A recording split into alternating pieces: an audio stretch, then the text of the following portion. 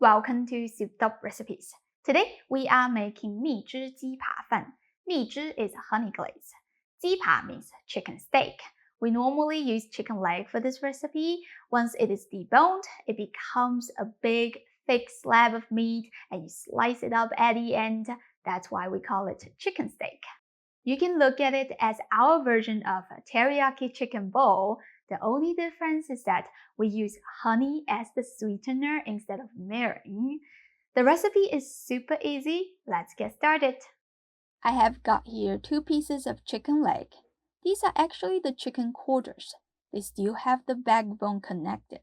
We can remove that by using a pair of heavy-duty scissors.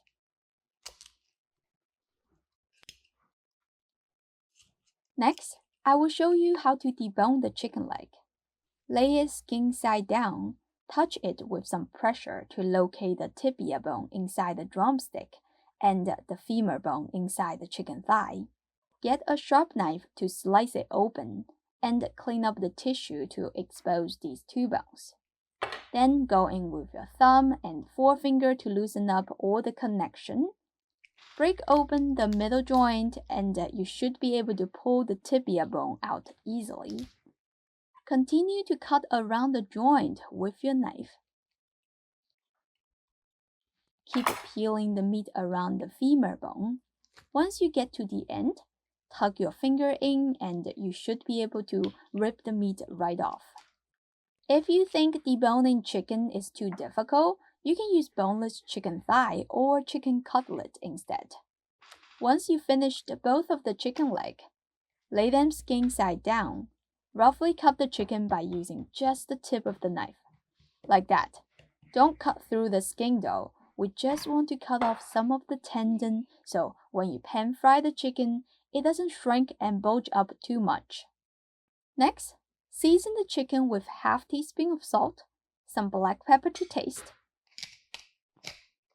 a few shakes of 5 spice powder, 1½ teaspoon of Chinese cooking wine, 3 cloves of garlic, which are crushed and roughly diced, 1 inch of ginger, I sliced it thinly, 2 scallions, I cut them into 1-inch long pieces.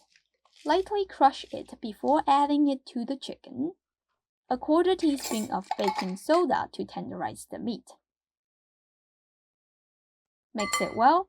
This needs to marinate for at least 30 minutes. The longer, the better. While waiting, we can prepare the sauce.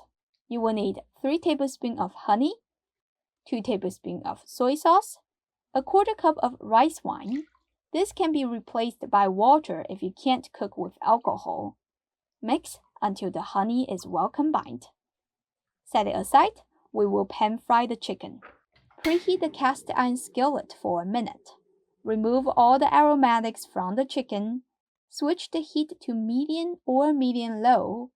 Add some oil and swirl the oil around, placing the chicken skin side down. Follow up with the second piece. Cover it with a lid to create some steam so you can cook the top part of the chicken. It will take about 5 to 6 minutes for the skin to be nice and golden. Flip it to fry the other side for a couple of minutes. The oil is splattering everywhere. I'm using a screen lid so my countertop gets less messy. Okay, I think the chicken is cooked through. Pour in the sauce.